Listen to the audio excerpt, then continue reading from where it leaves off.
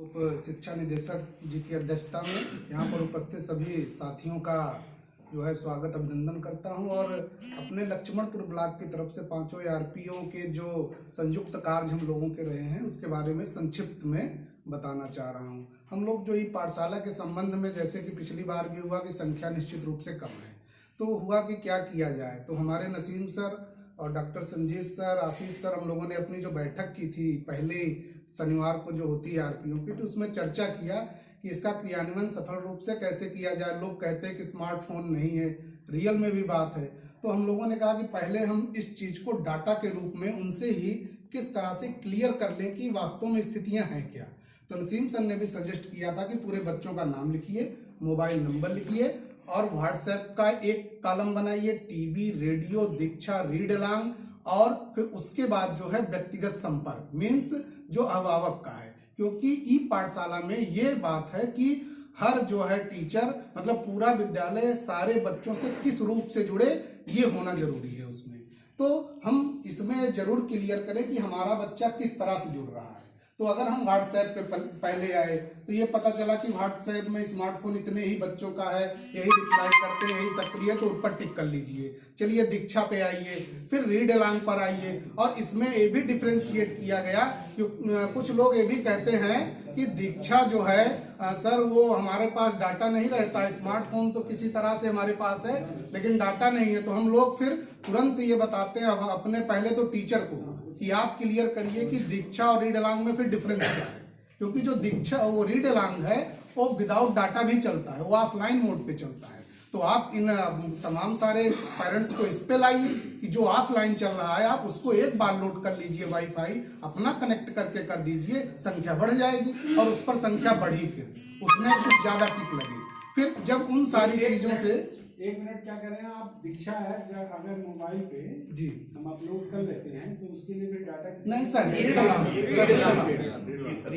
ये सर कई अध्यापकों को भी कभी कभी होता है नहीं जानकारी मिली, तो ये चीज अंतर बताते हैं कि आप कैसे मोटिवेट करेंगे पेरेंट्स को कि विदाउट डाटा भी आप काम ले सकते हैं। इतना अच्छा कौन सा सिस्टम है। और उसमें यहाँ तक कि अब आया है कि पुस्तकें भी अपलोड हो रही हैं, तो बहुत सारी चीजें। और दूसरी चीज सर ये बताते हैं अब आपको टीचरों को, QR कोड तो दीक्षा पे।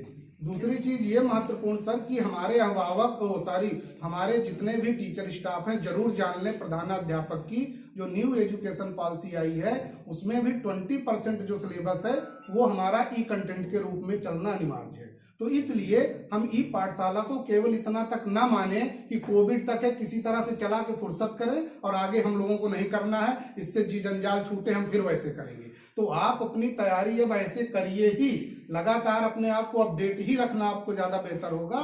तो आप इसको अवे ना करते हुए आप उससे जरूर जुड़िए, अभिभावक को बताइए, आप भी कहिए कि नहीं भैया अब जरूरी है, भविष्य में भी आप ऐसा नहीं करेंगे तो तमाम सारी सुविधाओं से वंचित होंगे। आपको तमाम अज्ञानता के कारण जो है बड़ी समस्याएं उठानी पड़ सकती है कि जैसा कि हो भी रहा है। और उसके बाद फिर जब ये सब डाटा, पहले तो हम लोग रजिस्टर ही बनवा दिए हैं। यहाँ तक कि जो अभी पहली प्रधानाध्यापकों की बैठक हुई थी, जो भी जितने ज्यादातर उपस्थित थे, रजिस्टर भी दिखाया गया कि इस तरह से उसमें डॉक्यूमेंटेशन भी कर सकते हैं और गूगल फॉर्म के जरिए भी हम लोगों ने जनरेट करके ब्लॉक वार की तरह एक सूचना भी उसमें कलेक्ट कर रहे हैं। तो ये पाठशाला के संचालन में ये बात जो है हम लोगों की थी। और दूसरी सर ये बात थी कि कुछ हमारे विद्यालय जैसे प्राथमिक विद्यालय जठवारा मॉडल है और एक पूरे निवाजी हुआ, ये लोग मोहल्ला पाठशाला भी जो है जैसे कि कटरा मॉडल विद्यालय से बात शुरू हुई तो कुछ विद्यालय तो पहले भी कर रहे थे, लेकिन वो थोड़ा सा बताने में और फोटो डालने में हिचक रहे थे कि कहीं ऐसा ना हो कि इसमें कार्यवाही हो जाए। लेकिन उसका भी बड़ा बेहतर रिस्पांस आ रहा है। लोग बड़ा महसूस अच्छे टीचर भी कर रहे हैं कि मोहल्ले में जा करके अभिभावक भी सम्मान कर रहा है, चटाई देता है, कुर्सी देता है, कहता है बिल्कुल आज हमारे यहाँ, वो कहते हैं कल हमारे यहाँ मोहल्ला। तो इस तरह से इसमें भी थोड़ा सा प्रगति अब देखने को मिल रही है। और अगले जनवरी में जो सर हम लोगों की एक प्रमुख योजना है, अभी हम लोगों ने ये चर्चा की है, जो बैठक होगी उसमें करेंगे कि जो मॉड्यूल अध्ययन है सर, सबसे बड़ी एक समस्या ये आई कि जो मॉड्यूल है, जब हम लोग मॉड्यूल निकलवाते भी हैं तो जैसे का तैसा नया नया मॉड्यूल ऐसे रखा हुआ मिलता है, उसके साथ पेज भी नहीं पलटे हुए रहते हैं। तो जबकि सर जब मिशन प्रेरणा की जो हमारी फिजिकल क्लास चलेगी उसका फाउंडेशन लर्निंग कोर्स चलेगा सर, जो प्रथम दिवस का डे होगा और किस तरह से चलेगा इस पर अध्यापक हमारे सर अभी बहुत संजीदा नहीं है। क्योंकि फाउंडेशन लर्निंग का कोर्स जो चलना है उसमें पहले दिवस में 4 कौशलों पे काम होना है। उस कौशल पर समय निर्धारित है, सुनना, बोलना, पढ़ना, लिखना। उसको कैसे चलाएंगे उसकी गतिविधियां आधारशिला मॉड्यूल में ही मिल सकती हैं। जब सर हम उन पर ये आते हैं, मिशन प्रेरणा के बजाय हम क्लासरूम पर पहले चर्चा करते हैं कि आपका पहला दिवस कैसे होगा सर, आप बताइए। आप मॉड्यूल की जरूरत नहीं समझते हैं, छोड़ दीजिए, आप बताइए कैसे चलाएंगे। तब समस्या आती है कि क्या आप परंपरागत ढंग से ही चलाएंगे। अगर परंपरागत ढंग से चला रहे थे तो आज इसकी जरूरत क्यों पड़ी प्रेरणा लक्ष्य की, तब आप प्राप्त कर चुके हैं। अगर नहीं किए हैं तो समस्या है, फिर निदान आप बताइए। तो समस्या आती है, फिर बातों को सुनते हैं, फिर जब उसकी निदान की चर्चा होती है इस प्रकार से कुछ। लेकिन यह है कि अभी तक हम लोग जिन विद्यालयों में पहुंच पा रहे हैं वहाँ रिस्पांस की उम्मीद है 1 बार 2 बार, और तमाम सारे टाइम एंड मोशन के अनुसार भी हम लोगों ने अपना बांटा हुआ है। जैसे डॉक्टर संजीव सर इस विषय पे टॉक करते हैं तो ताकि हम दोबारा जा रहे हैं तो वही रिपीट ना हो, हम अपना विषय बांटकर। तो ये सर क्रियान्वयन चल रहा है जो कि हम जान रहे हैं। मॉड्यूल में क्या करेंगे बताया नहीं जी, मॉड्यूल के मॉड्यूल के अध्ययन के बारे में सर एक योजना बनाई हम लोगों ने कि जैसे आधारशिला मॉड्यूल है तो उसमें 6 भाग हैं, और ध्यानाकर्षण है उसमें 4 भाग हैं, शिक्षण संग्रह है उसमें 6 भाग हैं। तो पहले से ही पहले सप्ताह में हम लोग ये पूरे अपने ब्लॉक के ग्रुप में मैसेज शेयर कर देंगे कि पहले 3 भागों का अध्ययन आप लोग कर लीजिए।